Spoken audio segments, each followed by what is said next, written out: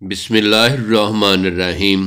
آغاز اللہ کے بابرکت نام سے جو بڑا مہربان اور نہایت رحم کرنے والا ہے۔ دیکھتی آنکھوں اور سنتے کانوں کو میرا سلام۔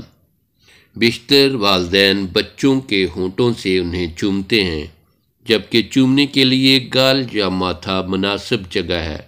بچوں کے ہونٹوں سے چومنا انتہائی غیر مناسب اور جاہل عمل ہے۔ بچے والدین کے پیار کو بعد میں سمجھتے ہیں، پہلے ان کے ذہن میں بٹھا دیا جاتا ہے۔ پیار کو دوسروں تک پہنچانے کے لیے ہونٹوں سے چومنا پہلا عمل ہے۔ چومنے کے لیے ہونٹ ہونے چاہیے۔ اب یہ چومنے پیار کرنے کا عمل چھوٹا بھائی اپنی چھوٹی بہن سے کرے یا بہن چھوٹے بھائی سے، انتہائی غلط تربیت دی جا رہی ہے۔ اس جہالت کو محبت نہیں جہالت کہتے ہیں۔ آج بہت سے کیسز ایسے رپورٹ ہو رہے ہیں کہ بچے اپنے بہن بھائیوں سے بھی اسی طرح کس کرتے ہیں جیسے ان کے والدین ان کو چومتے ہیں، اور خالی لپ کس نہیں بلکہ اس کے بعد بچے اپنے چھوٹے بہن بھائیوں کی شرمگاہوں پر بھی چومتے پکڑے گئے ہیں، جبکہ انہیں سمجھ بوجھ بھی نہیں۔ اس کے باوجود یہ شیطانی چیزیں بڑھتی جا رہی ہیں۔ اپنے بچوں پر گہری نظر رکھیں۔ بہن بھائی، بھائی بھائی، دو بہنیں اکیلے آج کچھ بھی کر سکتے ہیں۔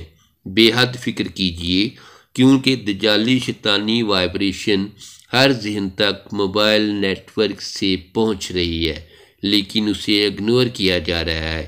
اس کو ہلکا مت لیجئے۔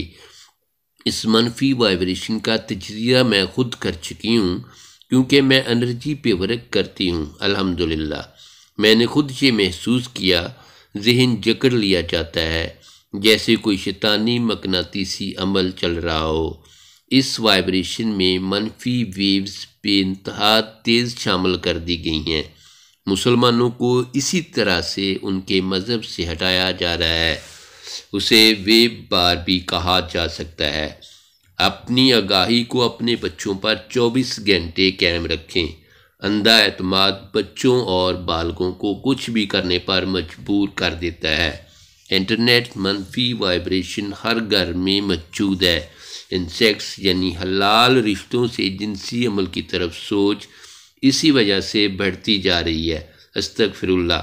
ذہنوں میں انٹرنیٹ کی منفی وائبریشن ذہنوں کو مفلوج کرتی جا رہی ہے۔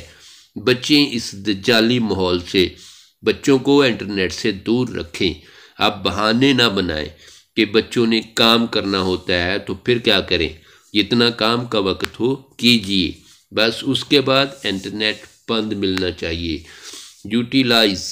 اپنی لاپرواہی سے اپنی نسل کی جڑوں میں کیڑے مت لگائیں۔